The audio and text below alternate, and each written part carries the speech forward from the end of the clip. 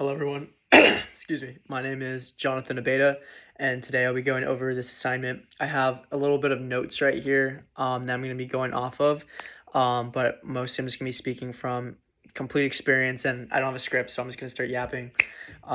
So I'm going to be sharing some personal experience about race and ethnicity. But I'm going to focus on moments that shaped how I see myself and others. So let's begin. I will try not to ramble too hard, but yeah, let's just do it. So my first awareness of race slash ethnicity. So growing up, since I come from Hispanic heritage and Spanish heritage, and I also grew up in a more predominantly Asian and Mexican like population. So I would say my first awareness was probably in first grade. I just remember growing up in kindergarten and preschool, and I would have friends of every single race. I didn't really see anything different. Like, yeah, there's my friend Mikhail. He's Filipino. I didn't know what Filipino was. I just knew he looked a little different than me, but I didn't really see like color. So I guess I first became aware of it probably first grade. First grade is when I started to learn more about race and what race I was, and my friends loved telling me what race they were. So yeah, first grade with that. Um, yeah, so I would see my buddy who looked a little different than me, but most people say I look Filipino, so I just thought we looked very similar. And it made me feel. I can't really remember how it made me feel. I think it just I started to see different people for what race they are. It didn't make me feel any type of way about them. I just kind of started noticing people more. So now we have family influence. Um, my parents never really told me like what we were. Um, I mean, yeah, they'd say we come from Hispanic heritage. My mom grew up in East LA, so that is a complete like predominant Mexican population. And we would always visit my grandparents and such, and I would just see the environment that they lived in, and I would see people that look like my family, look like my parents, Hispanic. And then my dad's more Spanish than Hispanic, but I'll get to that.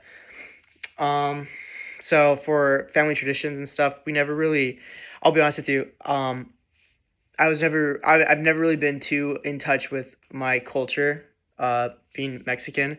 I grew up playing a predominantly white sport. I played ice hockey. So since the age of 7, I was always in Orange County, um, like Irvine predominantly, and like HB and stuff. And I would be around a lot of white kids. Hockey is a more expensive sport. So I grew up with a lot of white people. And so I kind of, the way I don't know, I was just always around white people. So we never really embraced our tradition. Like my dad speaks Spanish, my mom speaks a little bit of Spanish, but they never taught us. I have 4 other siblings. None of us really know Spanish. So kind of funny there. Um, they never spoke to me in Spanish or anything, which I wish they did because that's a great skill to have.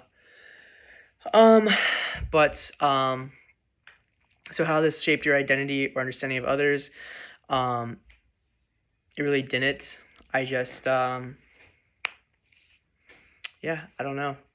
Just never really grew up too much like I obviously grew up in a Hispanic household, but I never grew up in a like we need to celebrate this like I don't know. So significant experiences and turning points. So I'm gonna share one specific experience. So in the prompt here, they give you some examples, and that's what I'm kind of reading off of, by the way. So experience with discrimination or bias. I mean, I never as a kid, I would say maybe once I hit 14, 13 in hockey, kids would just joke around like with racist stuff and like, we had a few Asian kids on the team. We had me, who's Hispanic, and a bunch of it was like it was a melting pot of people, so it was never like true racism or discrimination. It was always kind of just jokes with the boys, I guess. So moments with when race intersected with other identities. Um, no, never really had any experiences with discrimination. I'm very blessed to say that. I know not everyone can. Um, or gender, class, or sexuality. Yeah, nothing. I would say nothing with that. Um, a friendship, mentorship, or a relationship that challenges assumptions. No, I can't really say I have. Thankfully, I guess. Um, so no. So now next prompt would be media, world events, and changing perspectives. Discuss how media, world events, or societal changes influence your understanding of race slash ethnicity. Trying to think here, 'cause I honestly have never really thought about race or ethnicity. Um, I'm trying to think. Again, this is completely impromptu, so I have no script or anything. Um, maybe just on the I could talk about recently because obviously I remember recently everything that's happening with the ICE raids across the country and stuff. I could see that makes me think more about me as a Hispanic male. Um, it's obviously very sad. Um, let's see. Almost done here.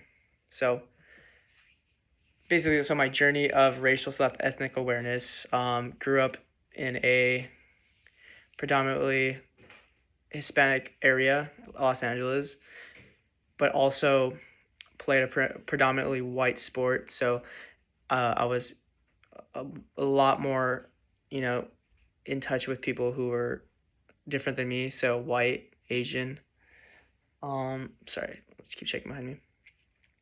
And then when I went to school, I went to Rio Hondo first. That's community college.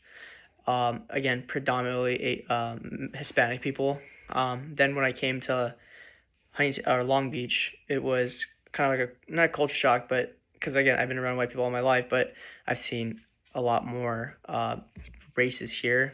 Completely, it's a melting pot, which I think is really cool. So that was like an eye opener because my previous college experience was just Mexican people, which is great, you know. But yeah, coming here definitely opened my eyes to see all types of cultures, and yeah, so um, yeah, that's about it. Super interesting stuff. But yeah, thank you for listening.